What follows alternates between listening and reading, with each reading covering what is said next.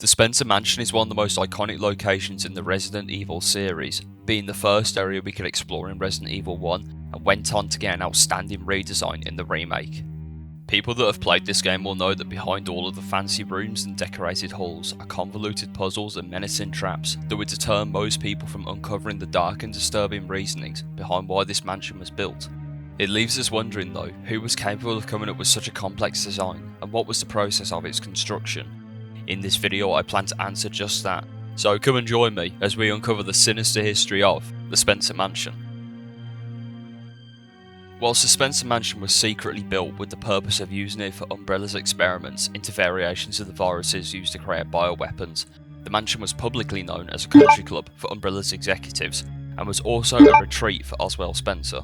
The mansion project was led by architect George Trevor, who at the time was working for a New York company called Trevor and Chamberlain. George had a fondness for designing secret rooms and anti-intruder traps, things you wouldn't normally see in regular homes.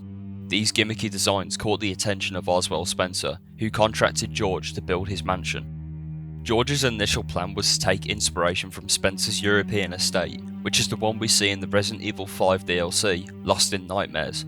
The planned design changed several times, which led to months of delays, but eventually, on the 5th of July 1962, the blueprints were complete and the construction of the mansion began.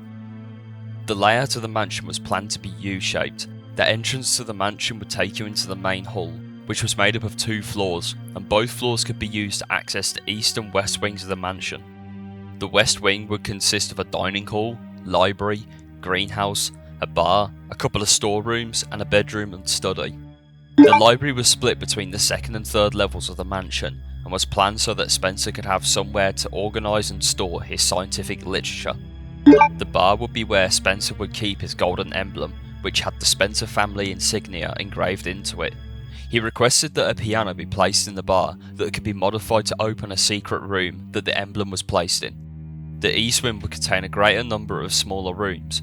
These smaller rooms would be used for things like art galleries, a drawing room, a second study, a bathroom and a dressing room. The second level of the east wing, to the best of George's knowledge, would be primarily used for guest recreation. 2 other galleries would be placed here, one more for art and the other for Spencer's collection of medieval suits of armour. The art gallery was later modified to be part of a trap with moving walls and would lead to a pit on the ground floor that wasn't in George's original designs. His idea for a basement was pretty simple. It would consist of a kitchen, a corridor leading to the mansion's fuse box, and an elevator that would take people to the second floor of the mansion.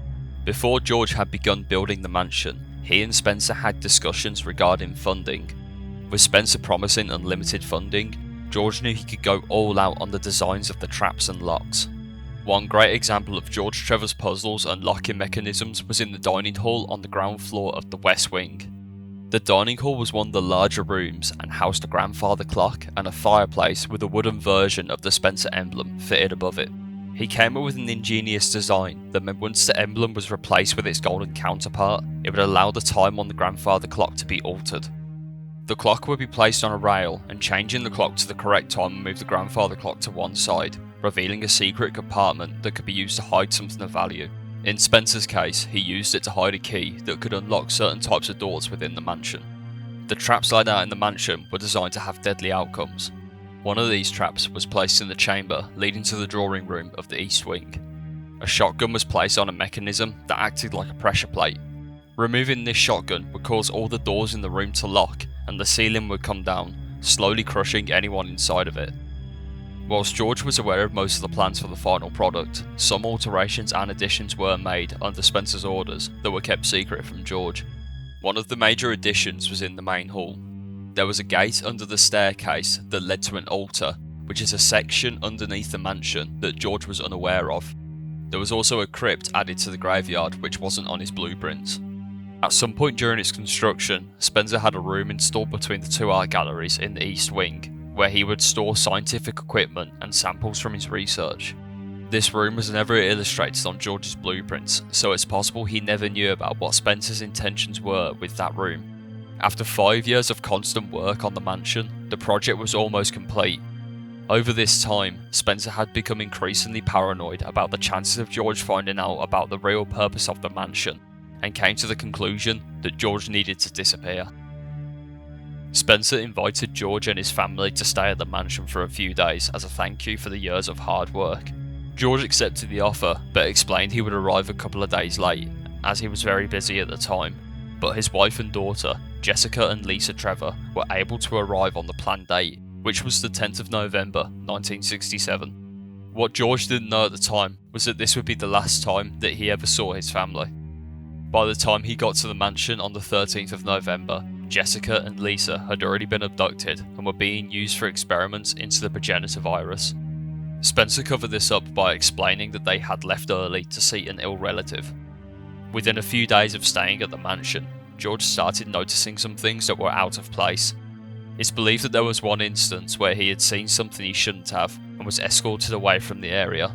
After spending 7 days at the mansion, George was growing more and more concerned about the things he had seen, and notified Spencer about his intention to depart the next day.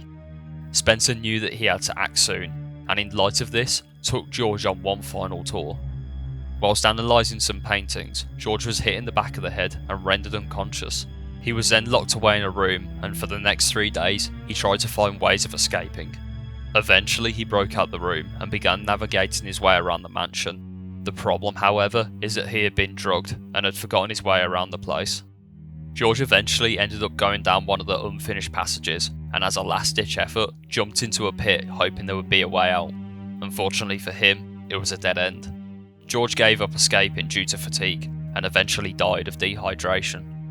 This worked out greatly for Spencer, as he'd been able to keep his work confidential, and was able to keep it that way for the next 31 years, up until the events of Resident Evil 1. Hope you all enjoyed this video delving into the history of the Spencer Mansion. If you did, you may want to consider taking a look at some of my other lore related content on my channel. Have a good one.